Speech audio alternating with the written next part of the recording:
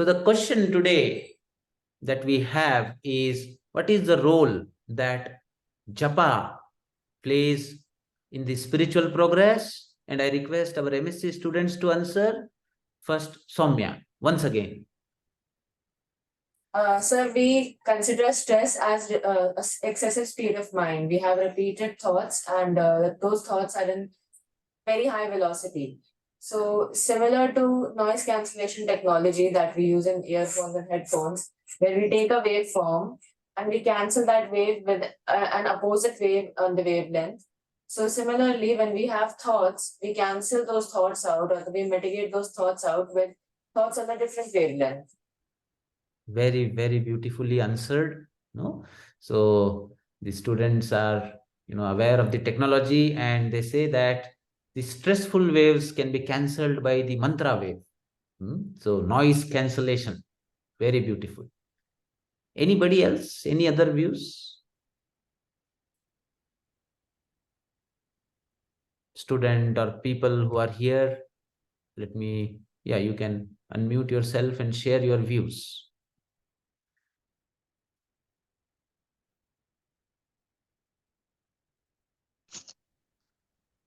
First I would like to ask, how many of you do japa? आप में से कितने लोग हैं जो जप करते हैं? Please raise your hand. 1, 2, 3. It is better if you raise your hand in Zoom so that I can count. Okay, I see 3 people. 4, 5, 6. Okay, so 6, 7 people are there out of 45. So we can say that only 5%, around 5% people do that. Okay, so the question here is, what do you think is the role of this practice of japa in today's times? Please keep your answer very brief and to the point. As Soumya answered, do not elaborate for long duration. First, Gandhi sir. Yes. Sir, the japa is taking either mantra or concentrating one particular thought or on breath. So by doing that one, we can stop the race of mind, which is dancing, which is compelling to go outside, and using our sense organs. So they're bringing it to order and rhythm, thereby so cooperating on single pointed, either mantra or on breath. So that repeatedly, if you go on doing on mantra, so as I'm doing only repeatedly on mantra, so, and also you should know about the importance of the mantra and its value and its benefits also, and its meaning also. If you know that one, then you will have a more liking and more importance you will give, and you love it, and you will do in one pointed, and you will forget the words. Thank you. Thank you. So Dr. Gandhi has brought about a point that japa can bring a one-pointed concentration. And as you continue to do it, you get more and more involved with that name. You fall in love with that name, and you grow in your bhakti also. Dr. Naveen KH, he is from AIMS, Jodhpur. We are fortunate to have him here. Please share your views, sir. Sir, hello. Yes, your voice is little feeble, little louder. Yeah. Hello, sir. Yes, please. Thank you for the wonderful opportunity to join this morning session. Yes, the practice of this japa, one thing is it calms down the mind, regular practice. And it is like, if you see from spiritual angle, if you look at some saint or sage has mentioned, like this is the alambana, support. People have already mentioned, when the mind tries to go out, we bring it back. We need this alambana. Always we cannot hold on to any physical form. So this mental chanting is it is a kind of support which brings back the outgoing mind. That is one. Next, another important point is like each mantra has got specific frequencies which has the potential to activate different chakras. So that's why they advise us to take this mantra diksha from a saint or a sage who has advanced in the spiritual progress. So those vibrations get transformed, and when we start practicing this, the similar vibrations starts generated within our body at the subtle level. So that is responsible for activating different what you say chakras, thereby bringing about spiritual evolution as well.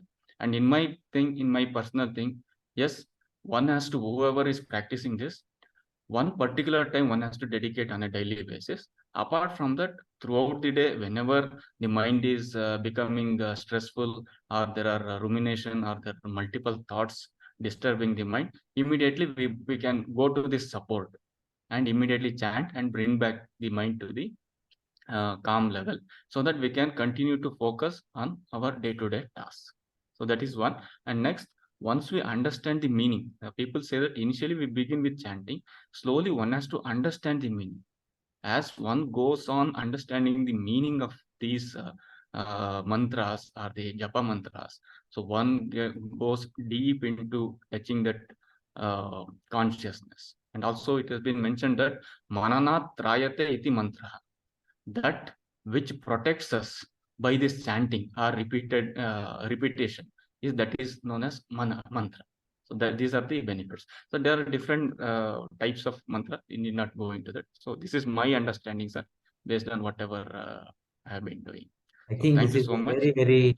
very scholarly answer. Thank you. Thank you so much, Dr. Naveen. You covered it from various aspects wonderfully. I request Dr. Preeti Galgali to share her views. She is a pediatrician working in Bangalore. Yes, please. Sir, I have a very basic question. How do you really define japa? The Om which we say every day in yoga when we are doing in the session, is that a form of japa? Or for how long do we need to kind of chant to really qualify it as japa? Yes, so Patanjali says tad japas tadartha bhavanam tasya vachakaha pranavaha. So exactly, tasya vachakaha, the sound that you are chanting, it represents, it reflects the one, that is japa. Say, for example, if I utter a word mango, mango, mango, when you hear mango, does it generate a certain feel in you? You can even, salivate by hearing the word. You get an image of that mango. You get a feeling of, whatever you have felt about the mango through all your senses. It generates a feel in your heart when you utter that name. So name has that kind of a power.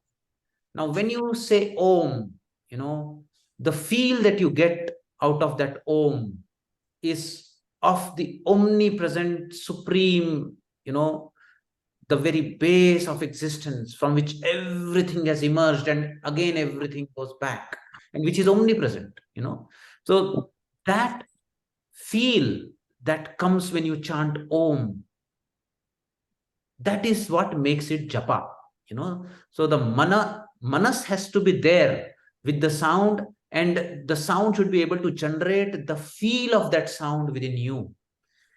If that happens even only once, that is a japa, But people want themselves to be completely immersed in that throughout the day. They do not want their mind to go externally into any of the, worldly things. They completely want to get immersed into that. And that is why they recommend that this japa, even if your mantra is Om, it is a mantra. It is definitely a Maha mantra.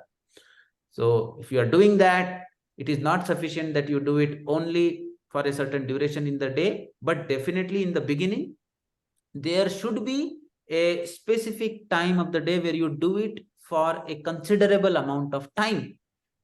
Sincere sadhakas, it is recommended that you do it 1,000 times, at a stretch, sitting at one place.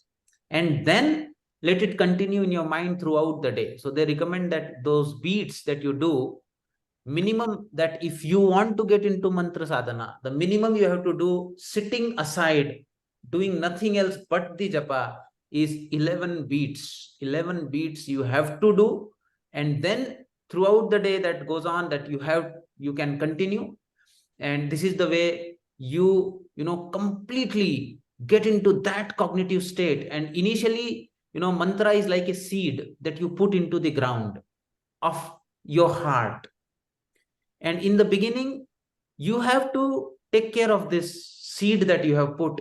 You have to nourish it with your feelings, with your bhavnas, giving it separate time, giving it separate attention, protecting it from the worldly distractions by putting a fence around it, closing your sense organs and going into it every day, every day, every day.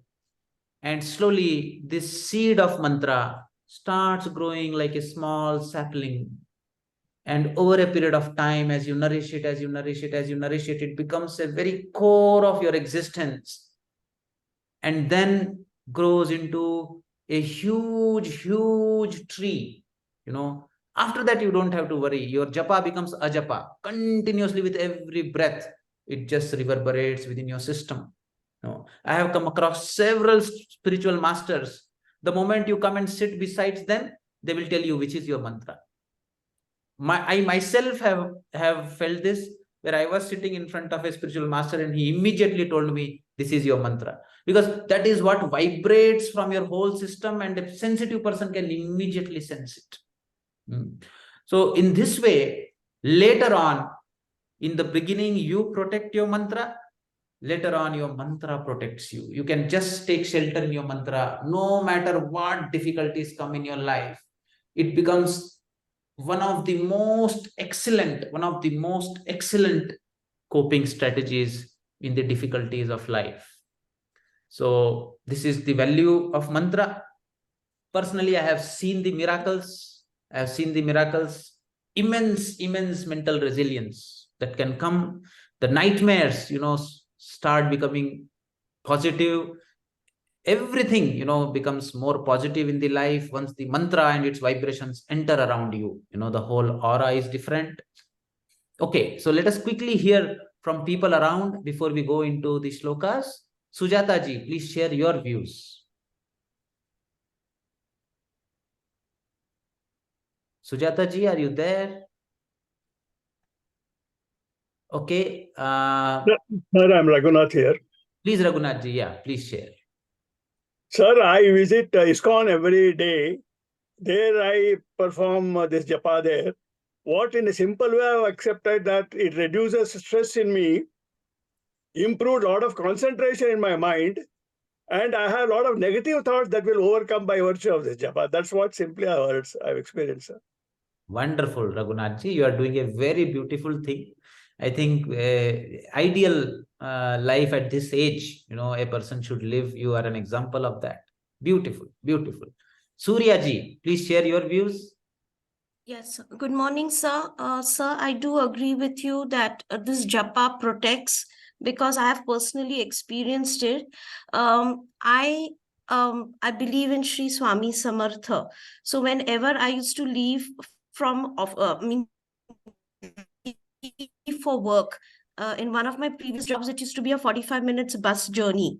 So I used to keep saying Om Shri Swami Samartha in my mind. There is a particular way, and I agree with Dr. Naveen ji, you have to say the japa with that proper diction and correct pronunciation so that it has that proper effect.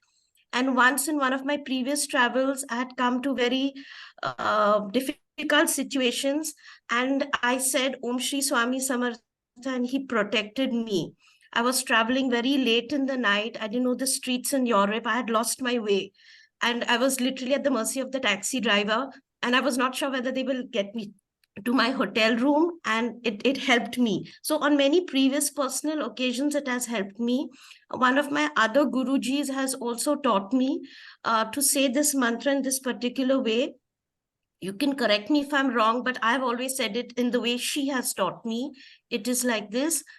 Aham brahmasmi tattvamasi soham hamsaha aham brahmasmi tattva. And when I say this, if any negative thoughts come into my mind, or if there is that temptation to do wrong, or not willingly do wrong, but sometimes the situation demands, then I curb myself, and it's like, no, you shouldn't do this. This is wrong. This is the way I use it practically in my daily life. Thank you, sir. Very beautiful answer, Surya ji. And no, thank you for sharing your very intimate connections pertaining to mantra. And I feel that you are doing it wonderfully. Om itself is sufficient, provided it generates that feel within you. It should not become mechanical. If you are able to connect to that sound and it generates that feel, then Om is the ultimate Maha Mantra. And I think whatever you are doing is wonderful and you should continue. Yes, Galaxy A33 कौन है? आप बोल सकते हैं जिन्होंने हाथ उठाया है? हाँ, बोलिए, अनम्यूट कीजिए, अनम्यूट करके बोलिए, बोलिए। सर नमस्ते सर, मैं रेगुलर जप करता हूँ। अच्छा, ठीक है, हमारा जो इष्ट देवता है शिवाय, ओम नमः शिवाय। हाँ, मैं जब जप करता हूँ हमारा इंक्रीज माय वो जो मैं increase my mind power and मैं शांत हो जाता हूँ थोड़ी टाइम के लिए। एंड मेरा जो दिमाग में जो नेगेटिव थिंकिंग आ रही है वो पॉजिटिव के अंदर जा रही है। ठीक है, और जो मैं सोचता हूँ वो कर सकता हूँ। Increase my mind power and reduce कितना माय। देर जब करते हैं? रोज कितना देर करते हैं जब? सर 10 to 15 मिनट्स, क्योंकि मैं काम के अंदर थकता हूँ तो इसलिए मैं ज्यादा टाइम नहीं दे पा रहा हूँ। काउंट नहीं करते क्या? कितना देर कर रहे हैं, कितना माला करते हाँ हैं? हाँ हाँ हाँ हाँ 128 सर। 120 बार बोलते हैं? हाँ हाँ हाँ हाँ हाँ 128। अच्छा, ठीक है, वो थोड़ा कम होता है। अगर आपको मंत्र साधना करनी है तो आपको कम से कम उसको 1008 बार बोलना चाहिए। ठीक है, 1008 बार मंत्र बोलना चाहिए अगर आप मंत्र की साधना करना चाहते हैं, अगर उस पाथ पे आगे बढ़ना चाहते हैं। जैसे कि पौधे को कम पानी दिया तो वो ग्रो नहीं होता है ना, वैसे ही अच्छा को अगर ग्रो कराना है तो कम से कम 1008 बार दिन में होना चाहिए, तभी वो ग्रो ओके करेगा। नहीं तो वो डोज जो है ना अंडर पावर हो जाता है। मेडिसिन का डोज पूरा नहीं लिया तो वो इफेक्टिव नहीं होता है ना। जैसे ओके सर 100 mg का मेडिसिन दिया, 250 का लिया तो कुछ इफेक्ट नहीं पड़ेगा। वैसे ओके ही सर का जो डोज है, मिनिमम डोज है, वो 1008 है। ठीक है, इसलिए आपने ओके बहुत सर जगह देखा होगा स्वामी जी के नाम होते हैं 1008 महात्मा स्वामी, ऐसा नाम होता है ना। वो इसके लिए होता है क्योंकि मंत्र का मिनिमम डोज 1008 होता है। ठीक है, ओके सर। हाँ, okay okay. Thank you sir. Fine. So, due to lack of time, we cannot go any further. But very quickly, Dr. Naveen wants to comment something. Yes, sir. So this is just my personal experience. Yeah. Like whenever we take Japa mantra, either from some saint or somebody, usually many saints, what they do is they ask for my Ishta Devata or favorite deity. So accordingly, they recommend a particular mantra. In my case, what happened was, I was not aware at that time, around 10, 11 years back. I received Mantra Diksha from Sri Ramakrishna Ashrama when I was visiting Mysore Sri Ramakrishna Ashrama regularly. So initially, I had this personal feeling like I am devoted to somebody, some other name and form. So when I took, there was initial glitches which was going on in my mind. But slowly, by the grace of Ishvara and gurus and all like-minded people like you, blessings and wishes. So I got into this Vedantic learning. Slowly through the Vedantic learning, I continue to practice. One of my gurus said, you have Shraddha, faith in the mantra, don't leave. You have received it from a saint, so that will have some vibrations. As you mentioned, it is a bija. They have sown the seed. You should protect it and carry it further. Don't have any doubts. But still, the mind is like initial stages. Oh, I believe in Anjaneya. I didn't receive. That confusion will be there. That confusion comes up in the mind repeatedly. But slowly, with the Vedantic understanding, name and form is fine. So all the name and form related to the Brahman. With that understanding, slowly when I started practicing, then I realized. So everything is fine. Any mantra is fine. So only thing is you should have that understanding. So this is where the Vedantic understanding has helped me continue that practice. I have not left that. Yes, I understand many times, even though it's 11 years since I have received this mantra diksha. In between certain times, certain days, I could not practice whatever it is, but I still continue and I feel that emotion, as you have mentioned, that emotional connectedness with the Sri Ramakrishna, Vivekananda, and Mataji. So that's where it is going on. So that's just one thing I wanted to share. Thank you so much. You have shared a very, very beautiful and important thing. I have myself gone through this. And so basically, we see that the mantra that comes, you have to nourish it, and it is the liking and disliking are very, very superficial layers of the mind, and you should not worry about it. You should just continue the mantra. And what Patanjali says here is taj japaha tadartha bhavanam. It's the japa, the repetition, the meaning and the feeling is very important. See, artha is there and there is a bhavana. Bhavana has to come. It is predominantly, as I said, when you say mango, if a bhavana of mango comes like that, when you say that mantra, that bhava has to come within you. That repeated generation of that bhava is the key that nourishes the mantra, that transforms the whole personality. So when you remember it by repeating the word uttered gives you the feeling of the divine. This is the key that defines what is japa. If this is not there, it is not a japa. Okay, no matter how wonderful it is. So when you say Om, you remember the totality of the being. That is the very core of this existence. The sound Om reminds you of the Lord of the creation, which is omnipresent. So here in Sri Aurobindo Ashram, Mother, the Supreme Divine Mother there, she says, I have also come to realize that for this sadhana of the body, the mantra is essential because only japa has direct action on the body. So it is very, very intense. And there are number of researchers that have shown that this mantra japa can, have positive impact on your immune system. Even people with HIV, were able to protect themselves and enhance their CD4 count and many more things that happened with this japa. Now, see what Bhagavad Gita wants to say about the japa. Bhagavad Gita says, Maharshinam Bhriguaham Giram. So then he says that Aham Aksharam. So amongst the sounds, I am the Eka Aksharam Om. Yajnanam Japa Yajnyo Asmi. Among the Yajnas, I am the Japa Yajna.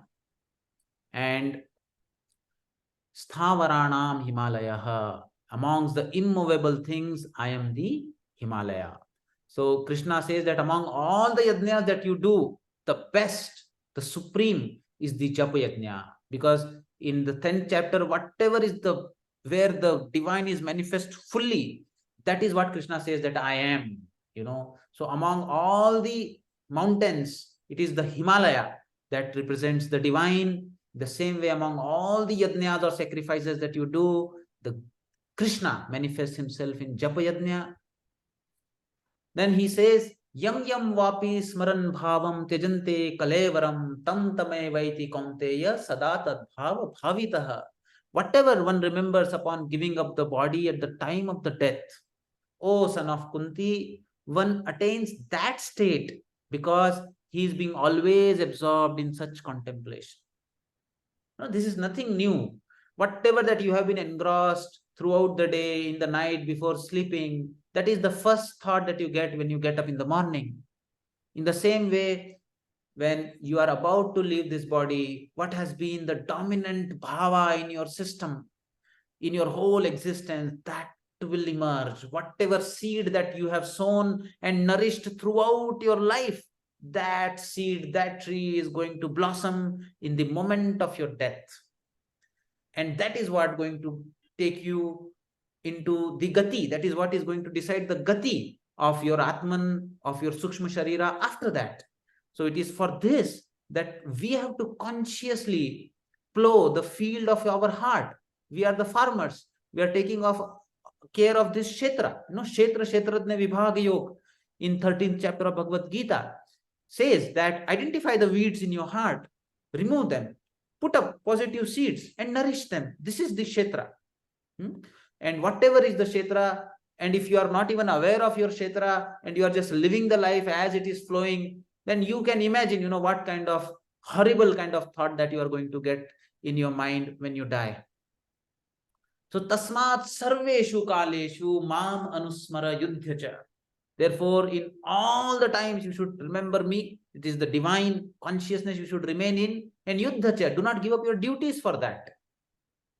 Accommodate that along with your duties. Go on doing your japa and go on doing your duties.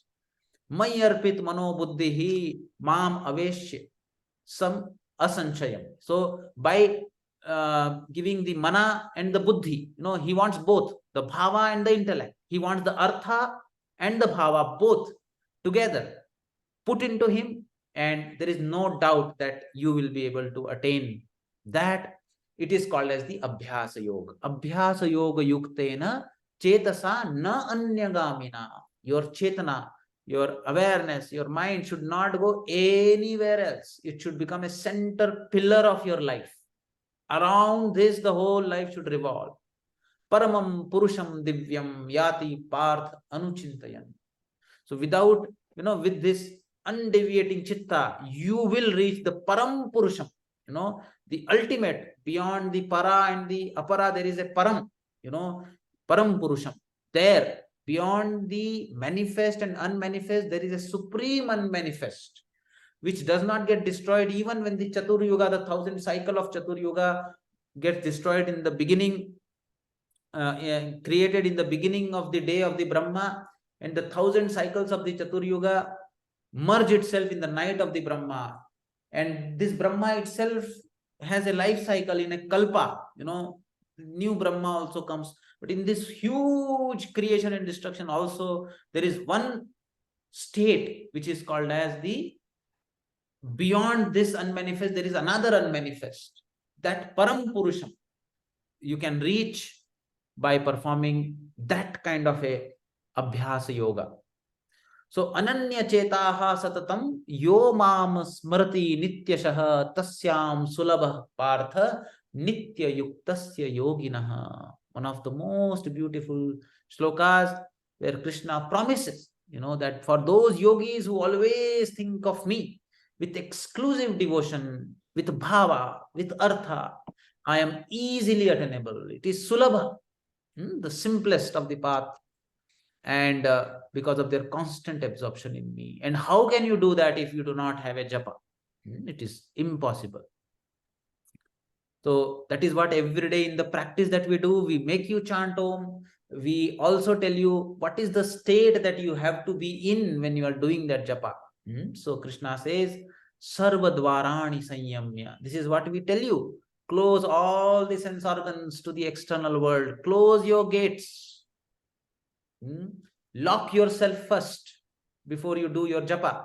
Mano Hridhi Nirudhyacha. Where is the mind locked? Mind locked into the depth of the heart. Murdhya dhayat manaha pranam sthito. Prana then goes towards the head region. No, simply it means that your energies will rise up. It will not go down if you engage into this kind of practices, because you want to leave your prana through either the Ajna chakra or through the Sahasrara. You do not want to leave it from the lower chakras. That will decide the path that it is going to take. So that is why you have to first close the sense organs, lock your mind into the heart, get that bhava, then chant Om. Or whatever mantra that you feel in. Om iti ekaksharam brahma vyaharan ma manusmaran yah prayati tyajandeham sayati paramam gati. One who departs from the body while remembering me, the Supreme Personality, and chanting the syllable Om, will definitely attain the supreme goal. So this is the clear instructions that come from the Bhagavad Gita. I request all of you to please contemplate on these thoughts and make mantra, an inevitable aspect of your life. Thank you very much. Goes to ultimately. So अगर हम किसी भी भगवान की प्रार्थना करें तो केशवम प्रति गच्छति, तो वो जो सभी हमारा भाव और जो हमारा नमस्कार है वो केशव मतलब माधव या श्री कृष्ण के मतलब ऐसे उस श्लोक में बताया गया है। तो हम किसी भी मंत्र का उच्चारण करें तो ultimately it is going to go to only one divine which is source. So we chant any mantra, it will go only to one source only.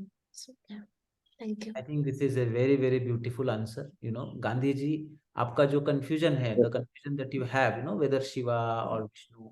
So here, one very simple thing is like the rivers, all the rivers go into the ocean. You will see, but you have to begin. You take one step. Take one step. It should not happen that in my confusion, I am not even taking a step. So if you are too confused, you just sit in front of divine, put two papers, pray to the ultimate Brahma, put them, whichever paper comes, start with that mantra. Okay. So if you are really confused, but you just start with one mantra and do it with full devotion. And if you have a Ishta Devata, devote that to Ishta Devata.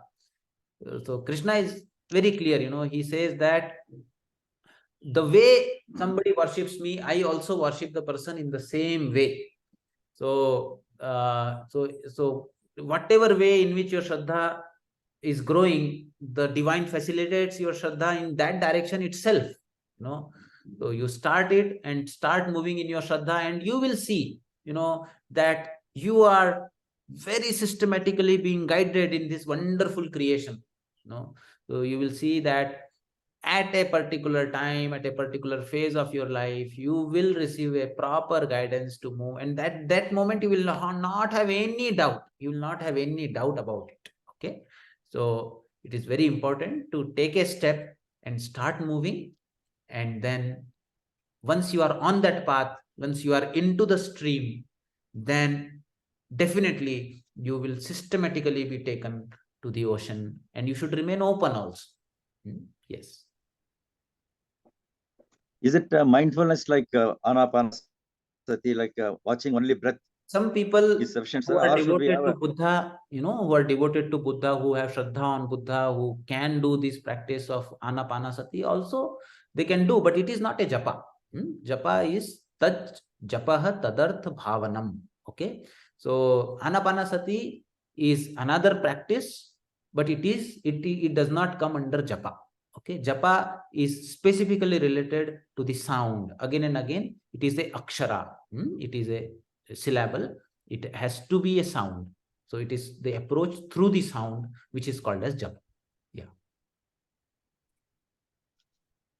Should we repeat the japa in voice or inside the mind itself, sir? Which is the best? Best is doing it within the mind. But some people find it difficult to concentrate it within the mind, so they can gently whisper it. It is not recommended to reveal your japa or to do it loudly. Okay. Japa always either should be done with gentle whispering or in the mind. Unless you are alone at home and there is nobody. But it is to be kept as a secret and to be nourished properly. Yeah. Sir, normally we If there are like-minded Yes, sir. people like this group, you can reveal, if there are people who are doing sadhana Can I add to together. one point, sir, related to what he has asked? Yes. Like even Sri Ramana Maharshi has mentioned, Uttamastavad Uchchamandatah Chittajam Japa Dhyanam Uttamam. So if for a beginner, yes, you have to sit in some quiet place you can, initially it is very difficult to mentally chant. At that time, vocalization is okay. Then manda, if you are chanting Om Namah Shivaya, initially it may be like Om Namah Shivaya, Om Namah Shivaya, so that that action drives your mind inside. Then slowly Om Namah Shivaya, Om Namah Shivaya, Mandagati.